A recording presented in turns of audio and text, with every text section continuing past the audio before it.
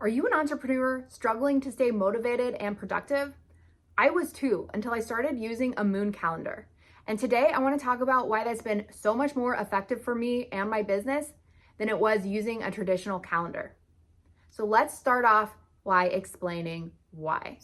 The moon in astrology represents our emotions, and the moon changes signs every 2.5 days, which means that over the course of a month, the moon is going to transit all 12 signs, which means it's going to transit all 12 houses. A house in astrology represents a certain area of life.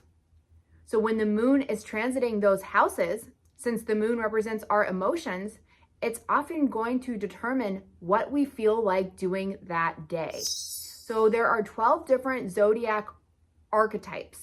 And today I want to share a little bit about all 12 of them and why it's so impactful to pay attention to what the moon is doing when it comes to managing your schedule.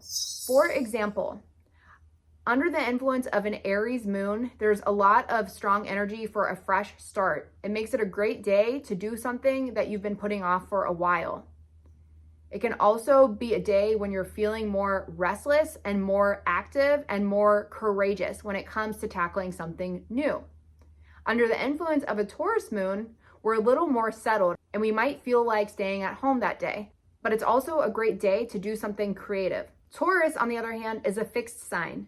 So we're not going to be as motivated to start something new under the influence of a Taurus moon, but we are going to be more motivated to stick something out that we've already started. A Taurus moon is also a great day to do something creative since it's ruled by Venus, which rules love and money. Gemini days are a great day to connect with other people since Gemini is an air sign and it's all about the exchange of ideas. Gemini also rules short-term travel, so it's a good day to take care of errands in your business. Cancer is a great day to take a rest because Cancer rules the home and family. And it's also a water sign, which might mean that we might feel more emotional that day and need to do some shadow work or emotional processing. That's why I try to avoid social activities under the influence of a Cancer moon, because typically people will cancel if they're not feeling well, plans can change, and it's a day where people are most likely wanting to hang around home. Leo moons are a great day to do something where you're able to express yourself in some way. So this could be a creative project, this could be public speaking, this could be making a video. Leo craves the spotlight. It also loves to dress up. So it would also be a great day to plan a date. The Virgo moon is a great time to get organized. Start planning stuff on your calendar. Take care of things that you've been putting off, like taxes or anything that's going to help you be more organized in your business. When the moon is in Libra, it's a great time to do something social or connect with other people and start new partnerships, since the moon in Libra is a very social sign. When the moon is in Scorpio, it's a time to do some deep self-reflection, and it's also a time of emotional purging. So this is a great time to release some kind of product that can help people do that. If you're a small business owner or a healer who specializes in self-care and self-development tools, this would be a great day to release a product like that, because people are going to be more open to doing shadow work under this influence. When the moon is in Sagittarius, we're going to feel a little more restless, a little more in need of an adventure, or ready to learn something new. So this can also be a great day to launch a course or launch some kind of product in the field of self-development. When the moon is in Capricorn, it's back to business again. So people are going to be ready to work hard, and people are going to take their work serious under this influence. When the moon is in Aquarius, we're more focused on humanitarian pursuits and getting involved in our community in some way. This can also be a great day for networking, especially if we work in the field of technology. It can be a great day to try something new in terms of technology. Do something future-oriented or rebellious, because all of those things are favored under the influence of Aquarius. And last but not least, we have Pisces. Pisces closes out cycles. Pisces is a water sign, so it's also a day where we may crave some kind of rest or escapism. So I like to take Pisces days to myself to take a nap and do some extra self-care. The other thing that can be helpful when it comes to tracking your emotional cycles on a moon calendar is to look at what planets are in each house that the moon is transiting in. For example, if my Venus sign is in Scorpio and the moon is transiting Scorpio, That might be a good day for me to focus on things that are related to money or beauty. If my Mars is in Taurus, the Taurus moon might be a great day for me to take action on something, since Mars is how we take action.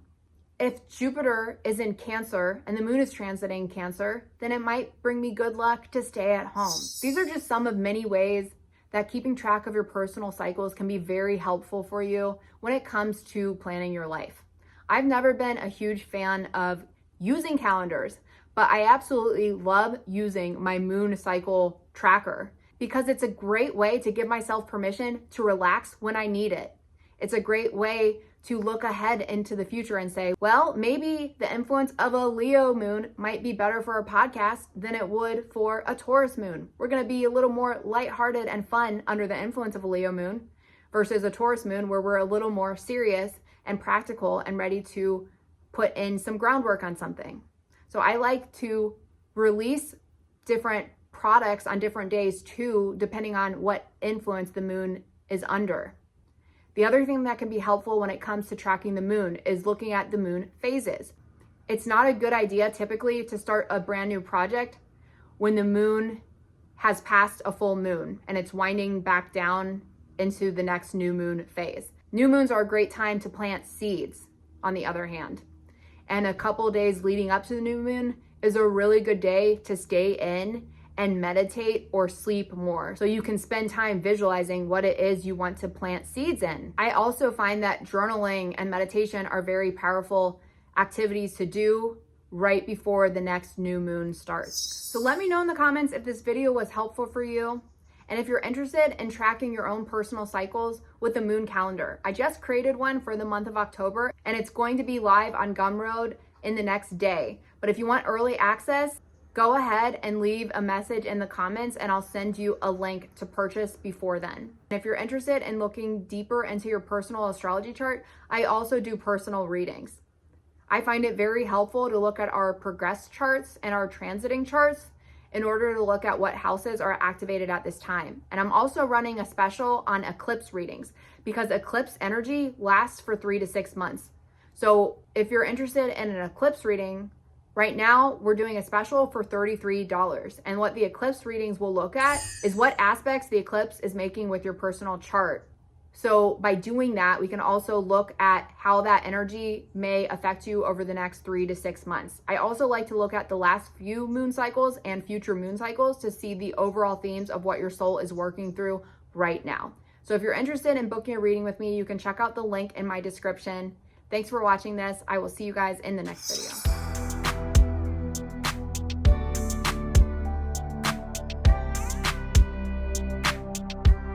I'll meet you in the